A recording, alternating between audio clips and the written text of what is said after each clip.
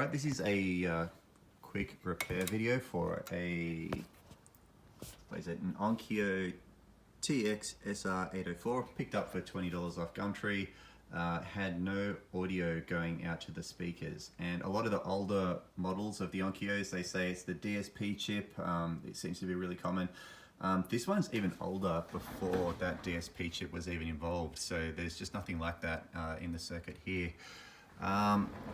I traced it down though. One of the biggest clues came from having audio actually running in through the headphone socket, and looking at the diagram, that's pretty closely related to the front left and right channels, and they are switched on and off when you plug in your headphones via a relay down here, and this one gets its signal from a 5-pin connector, and I wanted to test that signal, and is this relay clicking in and out to control the speakers.